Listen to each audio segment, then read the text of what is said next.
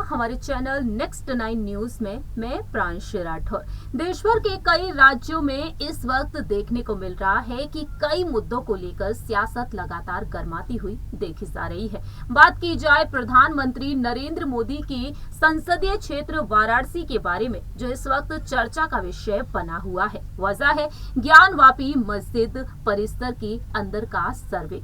ये सर्वे फिलहाल पूरा हो चुका है। 17 मई तक वाराणसी कोर्ट ने इस मस्जिद के अंदर की सर्वे को लेकर आदेश दिया था और इस सर्वे में देखा गया कि किस तरीके से ज्ञानवापी मस्जिद परिसर के अंदर वजू खाने में एक जो शिवलिंग देखा गया है, उस शिवलिंग को लेकर अब हिंदू पक्ष और मुस्लिम पक्ष के बीच भिड़ंत जारी है और अब सुप्रीम कोर्ट ने फैसला सुना दिया है कि अगली सुनवाई 19 मई को होगी। लेकिन इसी बीच कई पॉलिटिशियंस अपनी बात रखते हुए भी देखे जा रहे हैं। बात करेंगे हमारी इस रिपोर्ट के जरिए जम्मू कश्मीर की पूर्व मुख्यमंत्री और पीपल्स डेमोक्रेटिक पार्टी की अध्यक्ष महबूबा मुफ्ती के बारे में। हिंदू और मुस्लिम पक्ष के बीच जिस तरीके से देश भर के कई राज्यों में जो विवाद बढ़ते हुए नजर आ रहे हैं, उन विवाद पर उन्होंने अब पत्रकारों के सामने अपनी बात रखी। बीते सोमवार के दिन उन्होंने मीडिया से बातचीत की। जिस तरीके से महाराष्ट्र में लाउड स्पीकर और हनुमान चालीसा को लेकर घमासान मचा हुआ है, तो वहीं लाउड स्पीकर और हनुमान चालीसा का विवाद राष्ट्रीय राजधानी दिल्ली में भी देखने को मिला। दिल्ली के साथ साथ उत्तर प्रदेश, मध्य प्रदेश और बिहार में भी देखने को मिला है। और इसी बीच अब जम्मू कश्मीर की पूर्व मुख्यमंत्री महबूबा मुफ्ती ने अपनी बात रखी है। केंद्र सरकार पर उन्होंने निशाना साध दिया है और क्या कुछ कहा है। उन्होंने यहाँ पर कश्मीर फाइल्स को लेकर भी अपनी बात रखी है कि आखिरकार कश्मीर फाइल्स के चलते भी किस तरीके से विवाद जो है वो बढ़ते हुए दिखाई दे रहे हैं। आइए आपको बताते हैं हमारी इस रिपोर्ट के जरिए महबूबा मुफ्ती के बारे में क्या कुछ कहा है उन्होंने। इन बढ़ते विवादों के बीच हिंदू और मुस्लिम पक्ष के बीच जिस तरीके से जो विवाद बढ़ते हुए नजर आ रहे हैं, ये विवाद खत्म होते हुए नजर नहीं आ रहे हैं। आखिरकार क्यों, किस वजह से, इसको लेकर अब महबूबा मुफ्ती ने अपनी बात रखी है। जरा देखिए ये रिपोर्ट। मुल्क में जो कांग्रेस में जवाहरलाल नेहरू से लेके डॉक्टर मनमोहन सिंह तक जितने भी मुल्क के असासे बनाए थे कांग्रेस ने, वो सब बेच रहे हैं। अब इनके पास लोगों को बेचने के लिए कुछ भी नहीं है, सिर्फ हिंदू मुस्लिम नफरत। आज ये मस्जिद, कल वो मस्जिद, परसों वो मस्जिद। मैं तो बार बार अपने मुसलमान भाइयों से कहती हूँ कि इनको बोलो एक ही बार हमें मस्जिदों की लिस्ट बताओ जिस पे आपकी नज़र है, क्योंकि मैंने पहले भी कहा हम जहाँ सजदा करेंगे हमारा अल्लाह वहीं है।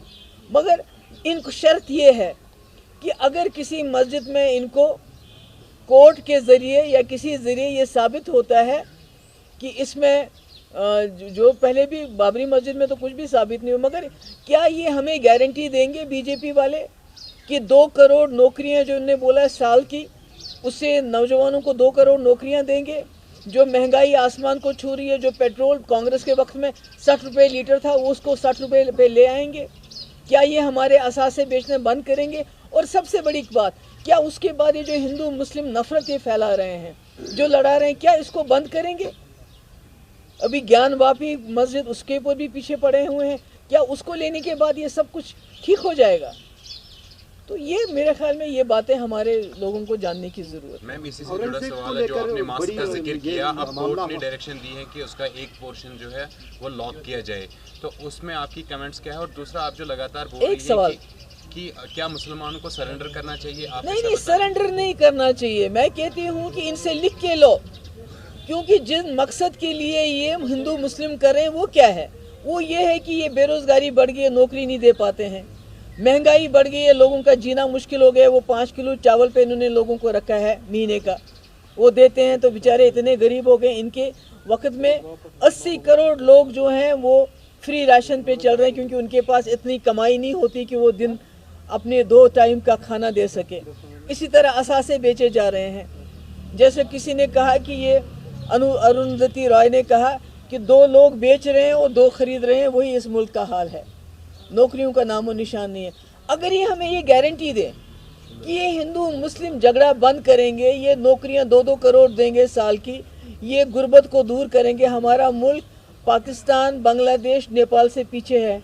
जहाँ तक गरीबी का सवाल है, ज़्यादा गरीब हैं हम उनसे। अगर इन सब चीज़ों का इलाज, जिन चीज़ों के से ये ध्यान हटाने के लिए हिंदू मुस्लिम का झगड़ा कर रहे हैं, तो हमें एक ही बार बताइए कौन कौन सी मस्जिद हो सकते हैं। इनको इतने हमारे मुल्क के अंदर मस्जिद भी हैं, मंदिर भी हैं, गुरुद्वारे भी हैं, हो सकता है इनको मस्जिद में ही भगवान मिलता हो सकता है ना। तो अगर इनको भगवान हमारी मस्जिद में मिले तो अच्छी बात है ना।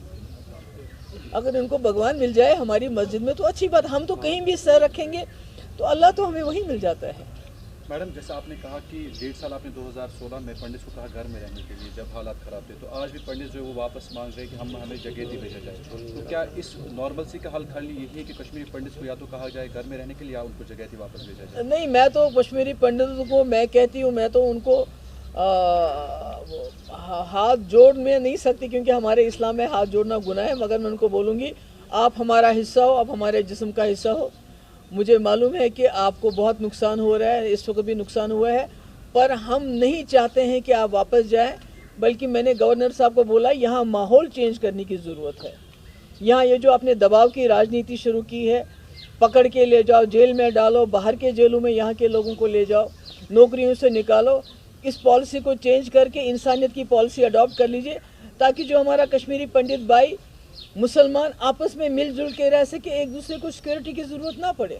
आज सभी ने देखा जाना इस रिपोर्ट के जरिए महबूबा मुफ्ती के बारे में आप कितना सहमत हैं उनकी बात से, आप बता सकते हैं कमेंट सेक्शन में। फिलहाल के लिए हम चलते हैं, बाकी की तमाम अपडेट्स के लिए देखते रहिए नेक्स्ट 9 न्यूज।